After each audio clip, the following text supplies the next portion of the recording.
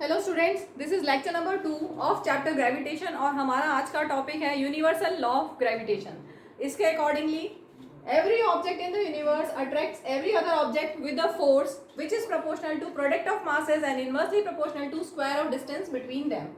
इसको हम समझते हैं, इसका डेरिवेशन हम कर रहे हैं।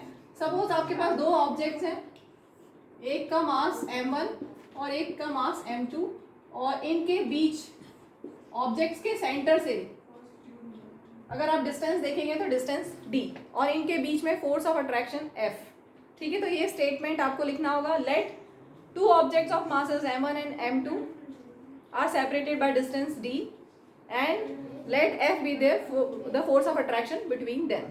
ठीक है, तो इस लॉ के अकॉर्डिंगली ये ऑब्जेक्ट इसके ऊपर फोर्स ऑफ अट्रैक्शन लगा रहा है, अपनी तरफ खींच रहा है, और ये ऑब्जेक्ट भी इसको अपनी तरफ खींच रहा है। ठीक है, दोनों एक दूसरे को अपनी तरफ खींच रहे हैं, अट्रैक्ट कर रहे हैं, दोनों एक दूसरे को अपनी तरफ अट्रैक्ट कर रहे हैं। और वो जो फोर्स है वो कैसा होगा वही हम डिराइव करने वाला है।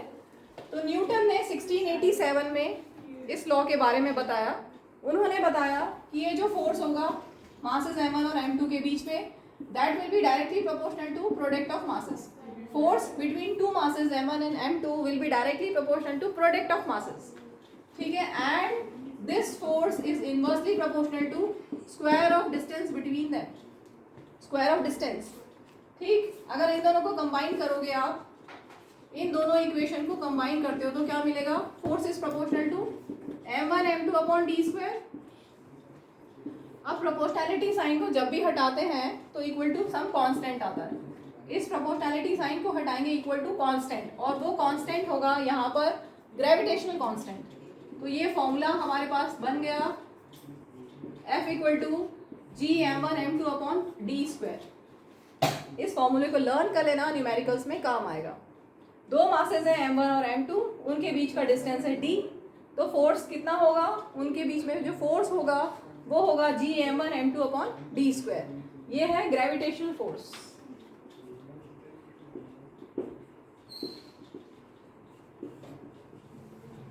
लिख लीजिए इतना। देखिए, इसमें ध्यान रखिएगा कि अगर ये डेरिवेशन पूछते हैं तो स्टार्टिंग में इससे पहले आपको स्टेटमेंट लिखना होगा। क्या लिखोगे? Let two objects m1 and m2, let two objects of masses m1 and m2 are separated by distance d, let F be the force of attraction between the two masses, then according to universal law of gravitation. फिर यहाँ से start होगा।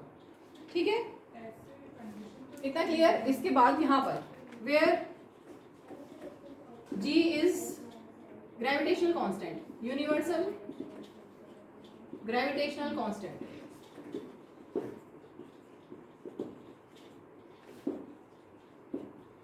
अब G की value हम लिखेंगे और G की यूनिट बनाएंगे कि G की यूनिट क्या होगी। हमारे पास फॉर्मूला है F equal to G m1 m2 upon D square.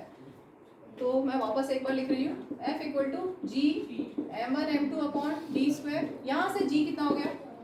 F को यहीं रखा, डी स्क्वायर डिनोमिनेटर में है, साइड चेंज करोगे तो न्यूमरेटर में चला जाएगा, और राइट साइड में m1 m2 न्यूमरेटर में है, साइड चेंज करोगे तो डिनोमिनेटर में चला जाएगा। ठीक है, अब G की यूनिट क्या होगी? देखो, फोर्स की यूनिट न्यूटन, डिस्टेंस, डिस्टेंस की ऐसा यूनिट मीटर, तो डिस्टेंस स्क्वायर है means metre square, upon mass kg, mass की ऐसा यूनिट kg, दूसरे मास की भी kg, तो kg स्क्वायर। ठीक है, तो यूनिट क्या हो गई?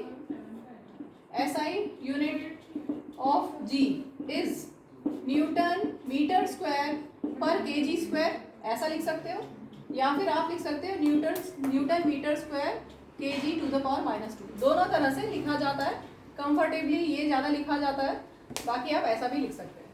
ठीक है, अब G की वैल्यू क्या होती है? एक कोई कांस्टेंट है, इसकी एक फिक्स वैल्यू है, और इस को फाइंड किया था हेनरी कैवेंडिश ने, टेक्स्ट बुक में दिया आगे। The value of G was found out by Henry Cavendish by using a sensitive balance.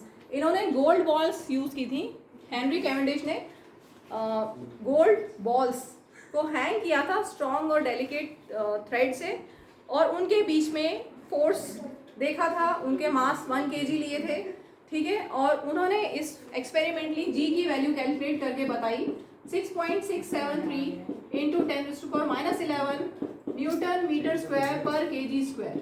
ये यूनिवर्सल ग्रेविटेशन कांस्टेंट की वैल्यू है।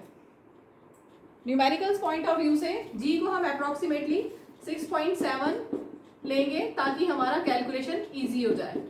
ठीक है, राउंड ऑफ कर दिया, 6.673 है, उसको राउंड ऑफ करेंगे तो अप्रोक्सीमेटली 6.7 आएगा। लास्ट टॉपिक इस वीडियो का, importance of universal law of gravitation. ये जो अभी हमने पढ़ा यूनिवर्सल लॉ ऑफ ग्रेविटेशन की, कोई भी ऑब्जेक्ट यूनिवर्स में दूसरे ऑब्जेक्ट को अट्रैक्ट करता है, इनके बीच में फोर्स ऑफ अट्रैक्शन है, तो उसका क्या इंपॉर्टेंस है देखेंगे। The existence of solar system, solar system का एग्जिस्टेंस ही बिकॉज ऑफ अट्रैक्शन है, क्योंकि सन सभी प्लैनेट्स को अट्रैक्ट किए हुए, होल्ड किए हुए फिक्स्ड ऑर्बिट में वो रिवॉल्व करते हैं। अगर ऐसा नहीं होता तो प्लैनेट्स अब इधर उधर चले गए होते, सन के आसपास कुछ नहीं होता। ठीक है, तो प्लैनेट्स को होल्ड किया हुआ है because of gravitational force of attraction of sun. ठीक है, उस अट्रैक्शन फोर्स ने सारे प्लैनेट्स को होल्ड किया हुआ है और वो वेल डिफाइंड ऑर्बिट्स में रिवॉल्व कर रहे हैं। Next, holding the atmosphere near the earth surface. Earth surface के पास में, अर्थ के पास एटमॉस्फेयर है क्योंकि ग्रेविटेशन है, ग्रेविटी है, या हम बोल सकते हैं कि ग्रेविटेशनल फोर्स है, जो वो ग्रेविटेशनल फोर्स है उसने एटमॉस्फेयर को होल्ड किया हुआ है। अगर एटमॉस्फेयर नहीं होता तो अर्थ पे लाइफ ही पॉसिबल नहीं थी। Next, flow of water in reverse, ये भी बिकॉज ऑफ ग्रेविटेशनल फोर्स की वजह से होगा। फिर रेनफॉल और स्नोफॉल, बारिश नीचे क्यों गिरती है, बारिश की बूंदें नीचे क्यों गिरती हैं, स्नोफॉल होता है तो नीचे क्यों गिरता है, because of gravitational force. Next, motion of moon around the earth, ये तो हम पढ़ चुके हैं, मून अर्थ के आसपास रिवॉल्व कर रहा है, that is because of gravitational force of attraction between moon and earth. और अकरेंस ऑफ टाइड्स, टाइड्स क्यों आती है अर्थ पे, जो rise and fall of water level होता है क्यों होता है, because of gravitational force of sun as well as gravitational force of moon. ठीक है, तो ये कंप्लीट हो गया हमारा